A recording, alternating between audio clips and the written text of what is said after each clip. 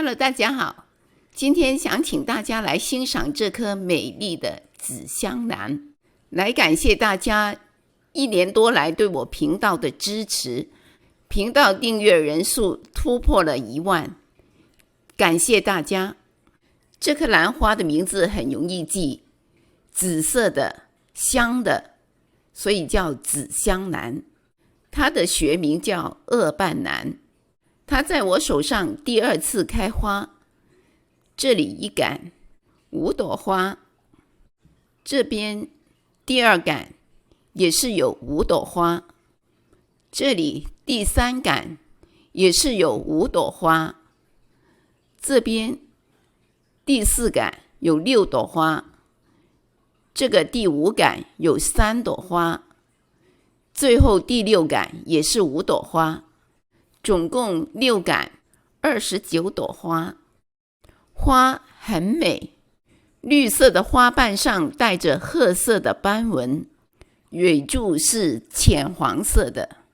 最引人注目的是它的唇瓣，鲜紫色和白色相间，形成流水状的斑纹，非常的好看，而且很香。原生的紫香兰多数生长在潮湿的森林的树干、岩石和土地上，大部分是属于气生兰，也可以是地生兰。它原产在南美洲、阿根廷等国，气候宜人，所以它是比较适合中温，既怕冷也怕热。它喜欢的温度是华氏60到75度，摄氏16度到24度，但实际上超过这个温度它也是可以的，只要不低于摄氏10度，华氏50度，最高不要超过摄氏28度，华氏82度。我这盆花是在20年的11月份买的，到家的时候是这样子的，传水台种植。到了去年的9月份，它才第1次开花，只有3朵。它长了很多的叶子，很多的球茎，但为什么花那么少呢？先来看一下它的花是怎么长的吧。看这植株，这个植株还没有球茎，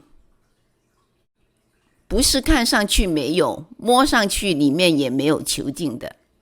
花枝从叶荚中抽出，在这个位置一直上来。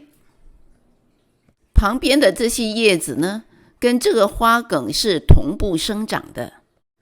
再转过来看另外这边，这里有一个球茎，但却没有开过花。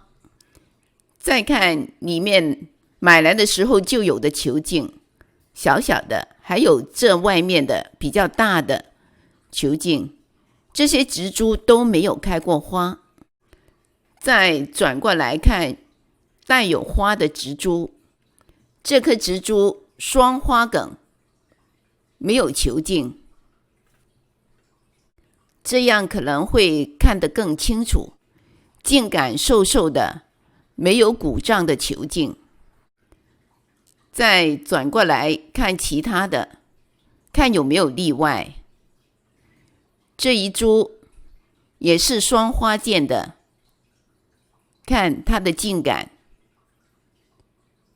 完全没有球茎，就在茎杆的左右两旁直接抽出花梗，旁边的这个有一个大的球茎，却没有花杆。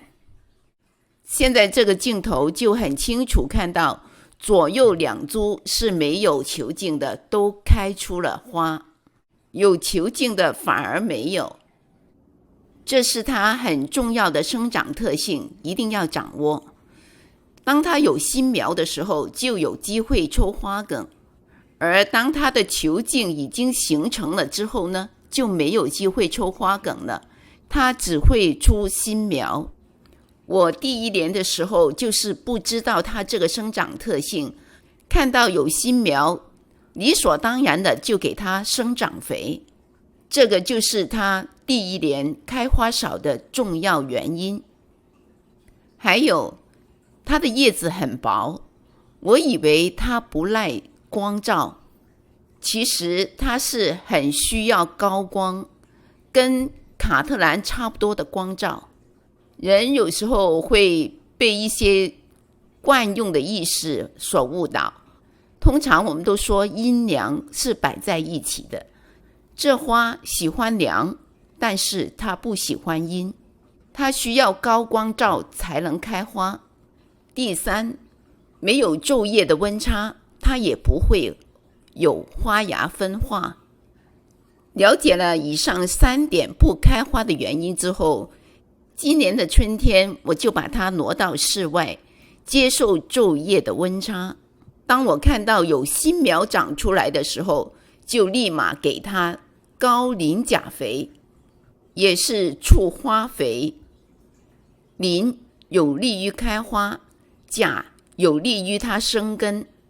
当看到花剑明显抽出的时候，就改用均衡肥。每一次浇水都带有肥料，是建议浓度的1半。每个月用清水冲根1次。质料方面比较复杂，买回来的时候是纯水苔的，后来我换了一个比较大一点的塑料盆，在盆边塞了一些木块，很快的盆又爆满了。我本来是想换质料的，但是根跟质料缠在一起很难分开，于是我保留了所有的质料，用大1号的这个陶盆，在盆底下用盆栽土混合了 30% 的珍珠岩，把整盆花连着旧的质料放在中间，盆的四周就是用刚才说的那种盆栽土混合了珍珠岩。这种混合的质料有没有问题呢？在前面已经说过了，这种兰花既是气生兰也是地生兰，所以这样的混合是没有问题的。浇水的时候我尽量是沿着盆边浇，因为陶盆很透气，旁边比较容易干。虽然它比较喜欢潮湿的环境，总不能一直都是湿漉漉的。沿着盆边浇，中间就不会过湿。每个月用清水冲根1次的时候，就整盆都冲过，把盆里污浊的东西还有沉积的盐分都冲出来，同时把新鲜的空气带进去。这里还要交代一下，盆底的孔洞用一个过滤网，就是纱窗那种网子，冲根的时候就不会把泥土冲出来。每一次浇水之前，我都会用手摸一下中间这个位置，如果中间的位置干了才浇水。如果太湿，它很容易发生叶斑病，尤其是在温度高的时候，一定要注意通风，否则很容易得叶斑病。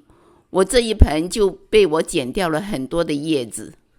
最后总结一下，就是在每一次浇水之前，都要等质料差不多干了再浇水，并注意保持通风，避免太高或者是太低的温度。开花必须满足3要素：第一，昼夜温差；第二，肥料；第三，要有高光照。夏天一定要注意遮阳，尤其是气温达到86度的时候，最好把它移到室内。如果你养的紫香兰到现在还没有开花，不要着急，做好肥、水、光照的管理。等秋天有温差的时候，气温又没那么高了，再把它挪到室外，还会有机会开花。以上是我对紫香兰养殖的一点心得，谢谢收看。